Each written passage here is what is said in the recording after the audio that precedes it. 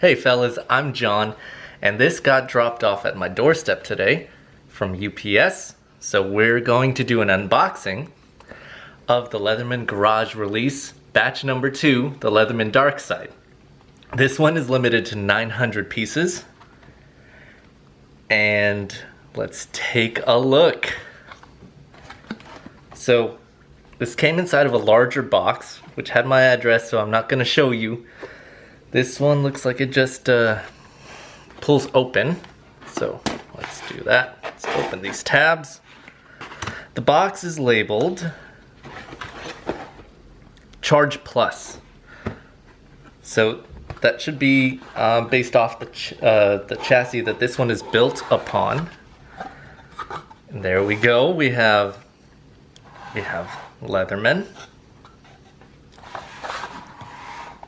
Leatherman Garage. It's a different box than what Mr. Crunch came in. This one's black and shiny. Let's put this to the side. There's nothing else in it. There's no other markings. Leatherman Tool Group. Okay. Let's open. Is there any tape? No.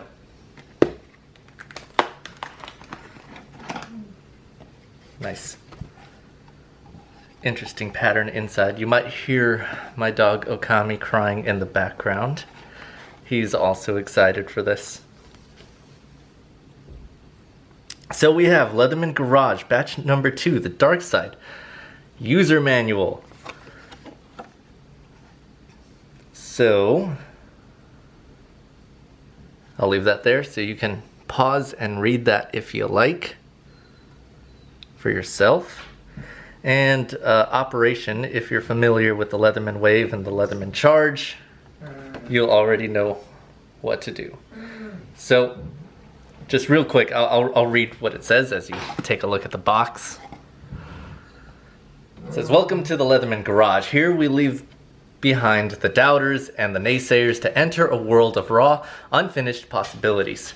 Here, or where there are no bad ideas, only lessons to learn, discoveries to make, paths to forge. The garage is not a destination, but the start of new beginnings. Sometimes you find an answer, and other times you leave with even more questions. But that's all part of the process, and there's no better place to embrace it than in the garage." So, let's see, I'm gonna let Okami go outside. Okami, go outside. Go. Go play outside. Okay, I don't want to make you guys listen to him cry the whole time. So, all right. Yeah, there's some more text there if you want to freeze frame and take a look at that. Box looks like the same kind of construction as what came with Mr. Crunch. Nice.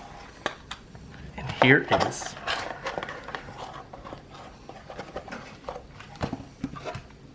the sheath for the Darkside.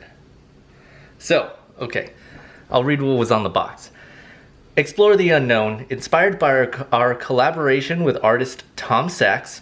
Leatherman did a collaboration with them back last year, 2021, which was a Leatherman Charge that has the NASA printed on the scales. It's not a NASA thing, it's a Tom Sachs thing. Okay, we took our learnings and pressed further into the unknown with our next release, the Darkside. This multi-purpose tool represents how we discover, innovate, and progress in the garage.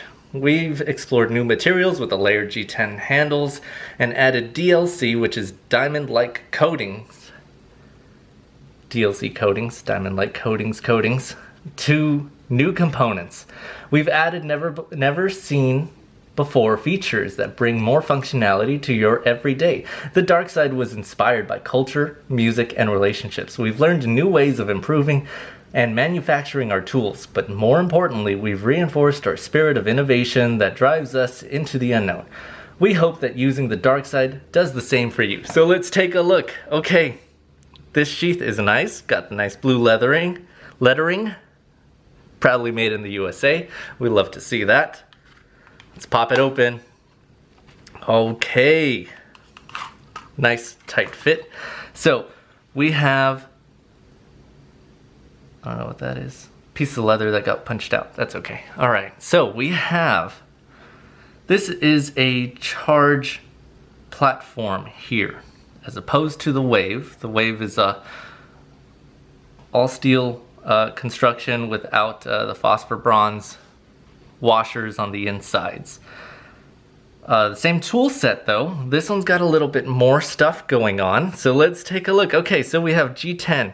G10 is a material that is fiberglass, like fiberglass cloth epoxied together all at the same time. So it's, you know, compressed. So if you were to remove the epoxy, you would have layers of fiberglass.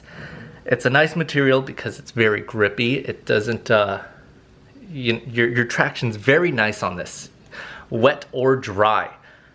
But it's a hard material and it has to be machined out with diamond bits.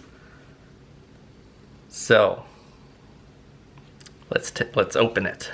Okay. So we have the plier head with removable wire cutters. In the past, they advertised these as being 154 cm steel, which is tough. So that's good for a wire cutter. I like that it's replaceable. DLC coating. So the diamond light coating should be a material that is wear resistant. I'm probably not going to use this all that much to find out. This pivot is interesting. There is, it looks like it's screw in. Let's see if I can get this to focus. Okay, so it screws in. In practice, I don't know what that means. It looks like some of the coating is rubbed off right there. I have a Charge Plus, so you can see what a regular pivot looks like. Come on, focus. No screw. Very interesting.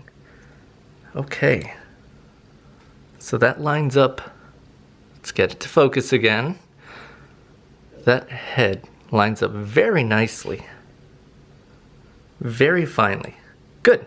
Just goes to show some of the fit and finish of it. Okay, since we have it open, let's take a look at some of the inside tools. Oh, there is a blue layer inside of this. I don't know what that means.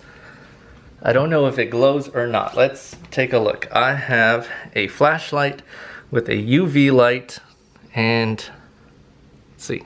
Come on, focus again. Focus. All right. Is that glowing? No.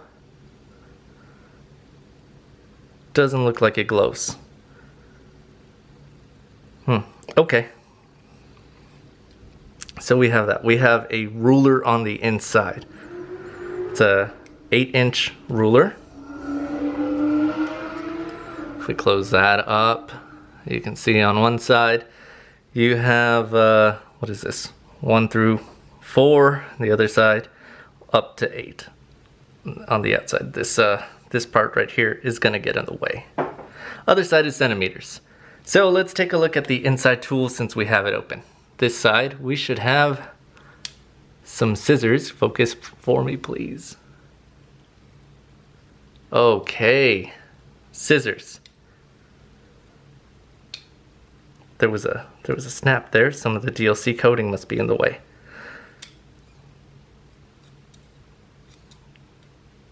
Nice. We have a locking feature here, as we do on most of the charges. This has to be flipped open before you close it so that you don't damage your scissors. So let's put that back in there. You can see these are nail nick opening tools. So we have a 1/4-inch flat blade screwdriver. And we have our precision driver, which is reversible with a Phillips and a flat on the other side. If you're familiar with the charge platform, you're familiar with this. So let's unlock and put these back away. All right, other side. We have what a lot of people love about the charge platform, myself included, the bit exchanger. Love to see that. Wish they would put that on the free. Let's put this away, and we have a eagle clawed can opener, bottle opener. I love this. As a can opener, it's okay as a bottle opener. You do have to open the tool. All right, let's take a look at the additional features that set this apart from the regular charge. So this looks like this is locked in, and this is a Carbide Scribe. I have no use for this, but I'm glad that this is here. Not that I'm going to use this tool anyway. This is kind of like, I wouldn't want to mess it up with it being as exclusive as it is, which is a shame because it seems like the garage thing is supposed to be a test bed, you know, with users using them and see how they work. So okay, with a Carbide Scribe, come on, focus for me. Okay, Carbide Scribe, I should be able to mark up steel with this. If I don't have a marker or a pen, because carbide is hard. I should have paid attention to how this went in. Okay, well, I can see that the lock is there. So,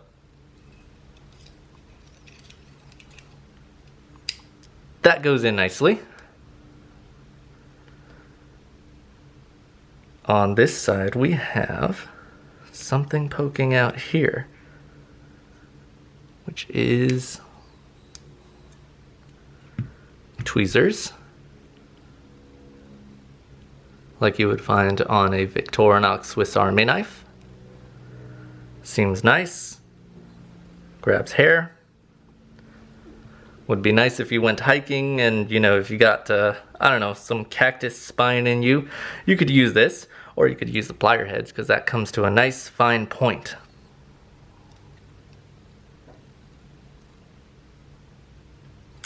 I'm sorry if you can see my hands shaking. My hands don't usually shake this much. I'm just very excited about this. Super excited. Okay, that went in nicely. It is a little tough to get out because that is a very small nail nick. Okay, let's see on the other side. On the other side, here we go. We have a pen. So that is a Schmidt Mine 635 medium pen insert. And I think this is replaceable. I've seen these in like 10 packs on Amazon that have a plastic end. So I'm wondering if I could pull this off and replace it. I'm not going to try it. I haven't read enough about it, but that would be good. One thing I'd be concerned about is if I actually use this, I would eventually run out of ink. So it would be nice if I can replace that. I hope that is true. It looks like it, but I haven't tried it, like I said. So let's put that back in there. Okay, let's take a look at the outside tools. So let's close that up. Nice, very nice closing action. So we have a pull saw, which I do like Leatherman saws. This one is, the teeth are very sharp. It still has that DLC coating. So I don't know, how, like I said, I don't know how long that would stay as the tool is used.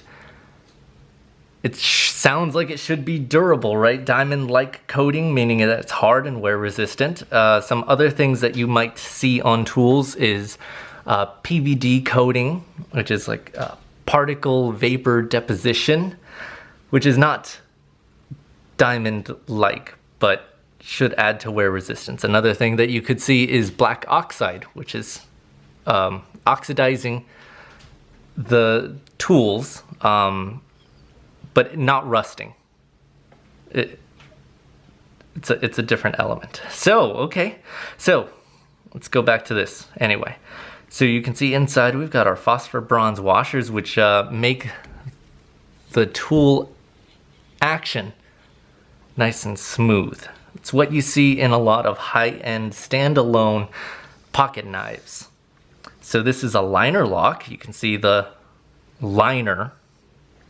Let's see if this will focus any day now. There we go. Okay, so you can see that liner in there, and as I open it, it locks. So we've got a pretty good lockup. When you hear the term lockup, it's how much does the lock travel, right? If you have 100% lockup, that means that liner lock has gone all the way to the end of the tang. This would be the tang of this saw. So if you have, as you use a tool like this with a liner lock, some of that is going to wear away, and your liner lock will travel further. So the less travel you have, the more life you have in that lock. You wouldn't want so little lockup that it could push the liner back in and close on itself. So this is, that's okay. You know, I'm not going to use this thing all that much, like I said. So I'm not too concerned about the lockup of this saw. Our other side, we have a serrated blade. This is 420 HC steel with the, like I said, that diamond-like coating. And we've got, geez, like 100% lockup on that. Good for cutting your fibrous materials on other iterations of the charge. That serrated knife has a gut hook instead. I didn't really use it all that much, so you know, I've also heard stories of the gut hook being broken off, so this is a definitely sturdier design, and this is nice for your draw cuts, your utility, you know, box opening kind of cuts. So it's good to have. All right, let's close that. Let's take a look over here. Over here we have a file with very low lockup. Can you see that? Very low. Yeah, I think you can even hear that. That barely pops out, which is okay. You know, I'd be concerned about a low lockup if it was on the knife, let's say, and I was pressing into, I don't know, something, if I was drilling a hole, and then it could potentially slip and close on my hand. But on a file, that's all right. So we have a crosscut file on this side. It's not very aggressive, but you know, I have used this to file things down, and it's a good file. It has an edge file here, so you could potentially cut through something.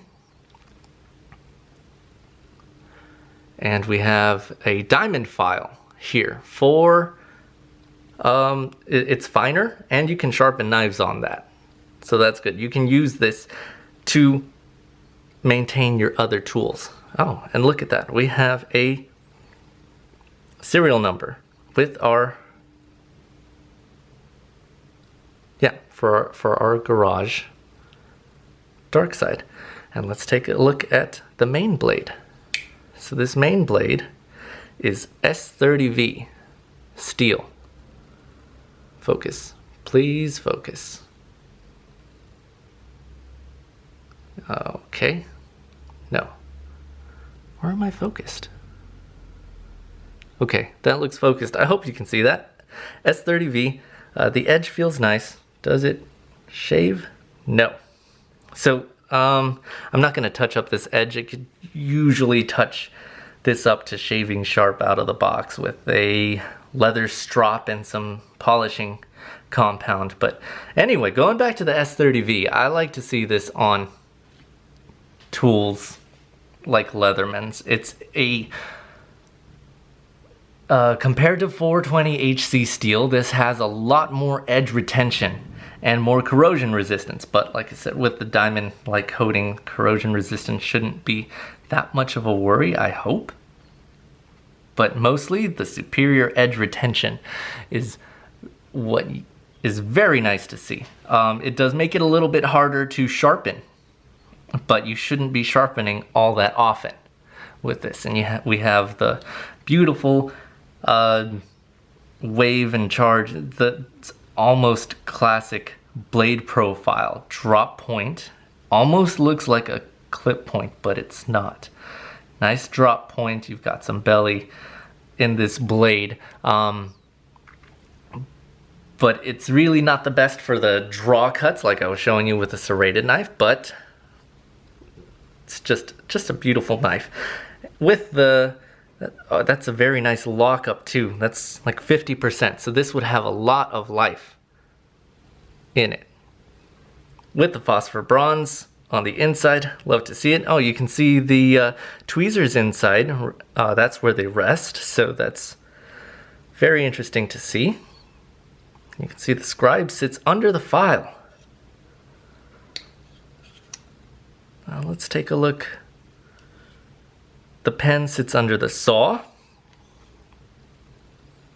Nothing sits under the serrated knife. So, okay, I'm glad I know that. Alright, I'm back. My battery died, and we've got a new one, and hopefully I can put these two clips of video together. So, okay, so that was a look at the Leatherman Darkside. One thing to note, that this isn't entirely a brand new thing. Some features we did see in the Tom Sachs release of that NASA, that Tom Sachs collaboration with Leatherman last year. Like that Carbide Scribe was included in that. So was the pen, and so were the tweezers. The Tom Sachs Leatherman also had a pin, which I don't see anywhere here. I don't have much use for a pin, so I'm not too upset about that. But this is, I guess the new things are that layered G10, the DLC coating, the plier heads with this screwed in pivot. I read from someone on multitool.org, I believe, that the reason for this could be to not destroy the DLC coating during pivot installation, as regular Leatherman pliers are sort of heat pressed in. So this is the Charge Plus with G10 scales, the REI exclusive. So one thing that you can see that is different is this one includes a pocket clip, which is not as good as what came out on the free. So I won't miss this on the Darkside. This pattern is very nicely textured, and it's just got a very nice clean look to it for a tool. Very nice, very clean. I like the DLC coatings. You know, if I was a braver person, I would like to see how that holds up to use. But this is just a beautiful piece of art. Love to see it. It's a different kind of release from Mr. Crunch. Mr. Crunch, there was a lot of hype behind that because it was the first release and a nice callback to the prototype design of the Leatherman tool.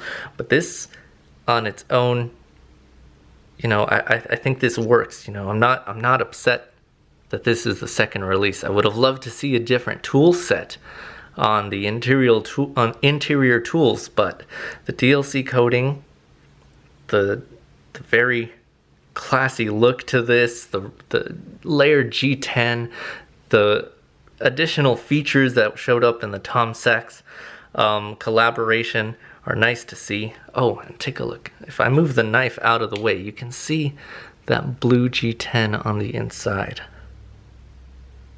does have some sort of wavy texture in there. That is nice. So yeah, this is a nice tool, and there's only 899 other ones out there like it. So I'm definitely happy that I was able to get this one. It sold out very quickly. I didn't get the notification of the link going live until 9:10. So I think like 9:15 they were gone. So I'm very pleased to have this. Okay, thank you for joining me for the look at batch number 2 of the Leatherman Garage, the Darkside. This one is probably going to be a safe queen.